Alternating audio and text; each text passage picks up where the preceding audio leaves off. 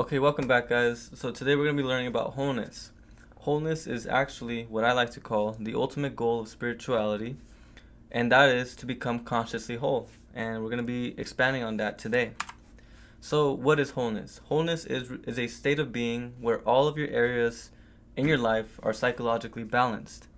You live in harmony with both the positive and negative aspects of your life. This is something that is very important for shadow work because we're going to actually be dealing with the negative aspects of life in shadow work, which leads to wholeness. But before we get there, I want to talk about balancing opposites. So opposites are really the nature of duality. So we have masculine versus feminine, conscious versus unconscious, yin versus yang. Really, when we're talking about wholeness, we're talking about the balancing of both of these opposite poles of existence. And here's an example of how these aspects can be seen in life. So, with the masculine energy, you can see that the natural masculine, when the masculine is in his fullest, you find confidence, you find inner strength, it looks like focus, you look assertive. Now, when it's not in its fullest, when you're not completely whole, you're still a perpetrator. You lead to a criticizing personality. You're very controlling. Now, the feminine energy, when it's in its wholeness, so it's an energy that is receptive, it is passive, it is nurturing, creative.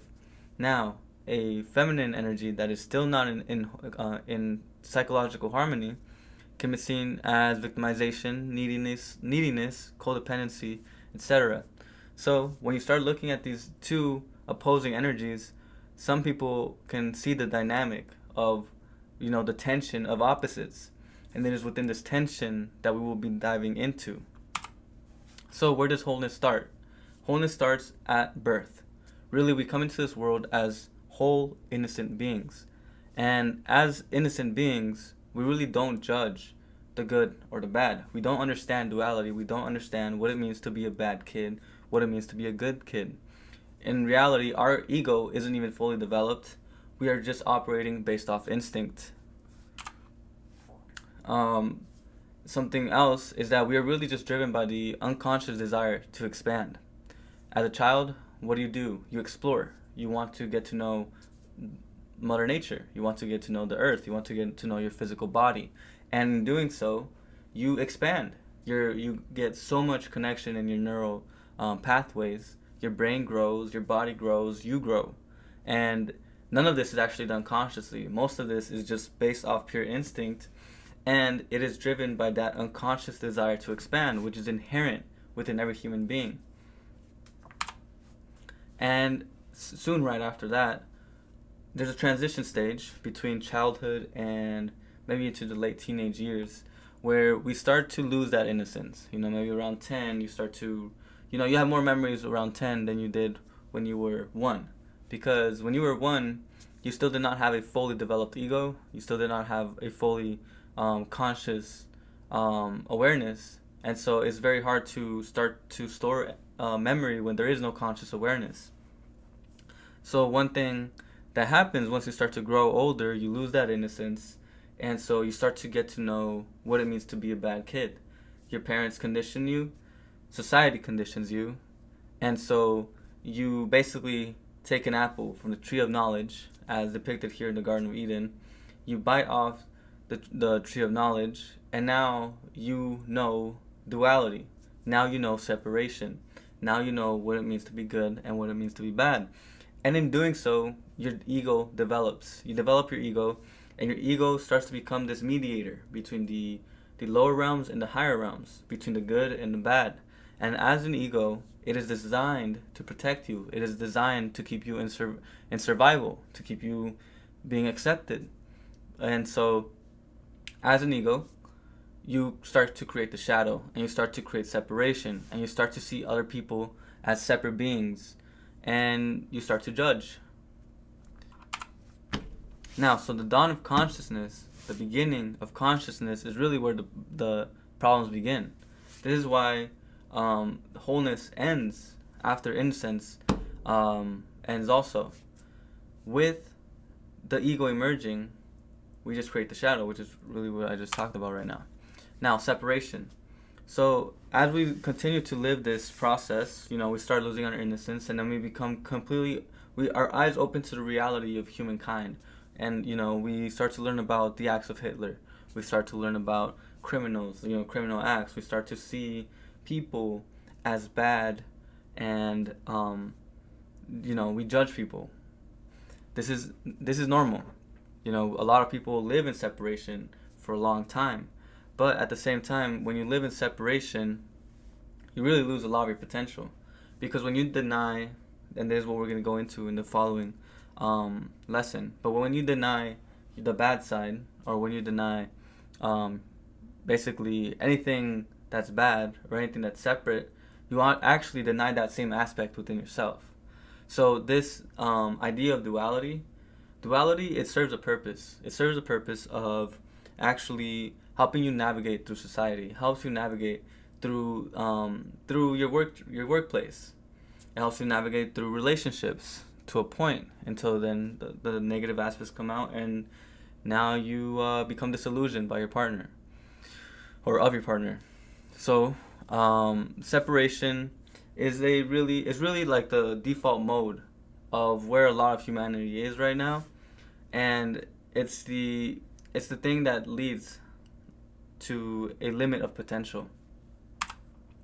So, like I said, the problem with separation is actually that duality is not the truth.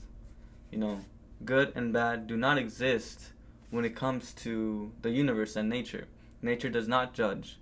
Nature is. And if you were to look at the child who was just born, the child is whole, but he is just unconsciously whole. So we look at a child and we don't see the child, a newborn baby, as a bad baby. That is just absurd. You don't really hear that. People love children because they love the innocence. They love the innocence that radiates from wholeness, from really being a whole individual. And so when you resonate with something, that is really just a resonance of truth. And something that I've learned through my spiritual studies is that the whole is always greater than the sum of its parts. And this is something that you can see in nature, and nature is a great example, and you can learn a lot of things from nature.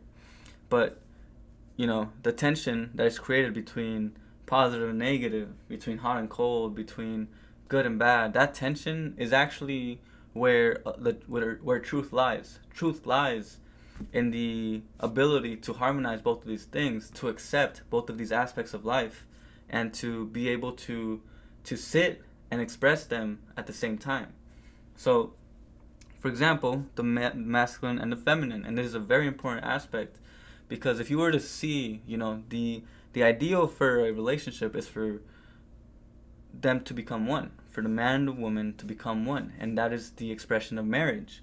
And marriage is another example of psychological wholeness. Now it has become very institutionalized, and we only see it as this thing, very material thing of, legalities and physical representation, superficialities. And we really forget the underlying meaning behind marriage, which is to express wholeness, which is to express harmony. Harmony and wholeness are really one.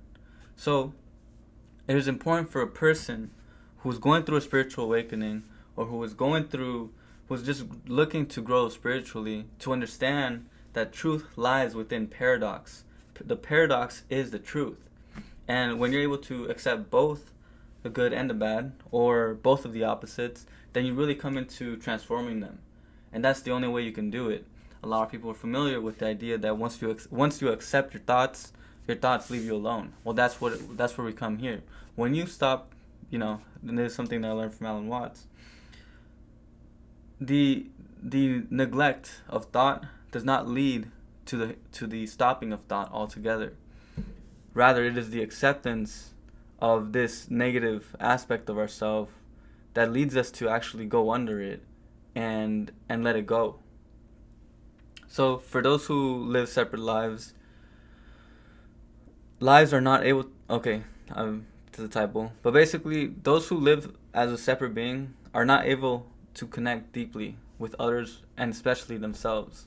So this is why You can never connect to truth, or you can never connect to wholeness, or you can't bring more harmony into your life unless you can you create this integrative approach of wanting to become whole and wanting to accept.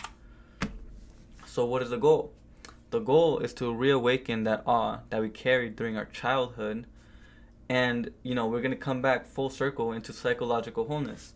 There's a very hint, there's a hint of the truth when we look at the aging process of the human being, of the individual. The human being is born as a child, as a baby, innocent. He progresses through his life, and innocence goes away. And as the innocence goes away, separation comes in, and opposition is born, right? But then, normally we start to, and that's like at the peak of consciousness. And as our consciousness develops, we become more and more understanding of how life works, and we accept things. And we enter into the end of our lives, and we understand that opposites can coexist, and that you can harmonize these opposites and live in peace. And that is why, you can put the old man and the child next to each other, and they both radiate this sense of innocence, this sense of dependability in a sense, but more so and more importantly, the sense of wholeness, of still an expression of harmony within oneself. So the only difference being that the older individual compared to the younger one is consciously whole, versus the baby who is still unconsciously whole and has not undergone the journey of reintegrating or integrating all of those aspects of himself. So this is the goal of spirituality, and I want this to become very important, very prevalent in your journey through shadow integration, because in reality the goal is always to become whole. So if you find yourself in opposition to something, then maybe you got something to learn from there. One of the best things that you can think about one of the greatest examples is relationships, whether it be friend, partner, family, or just a random stranger in the street. Our relationships allow for us to dig deeper, and we connect to our emotions. And as we dig deeper, a little more negative stuff comes out. And as these negative things come out, we usually project. And as we project, we are dealt the ability to catch that projection, catch that shadow, and reintegrate it, basically transmute it, and become a more whole individual. So that's talk for the next lesson. That's where we're going to be talking about shadow projection, which is going to be really fun. But I hope you guys enjoyed, and I'll see you guys on the next one. Okay?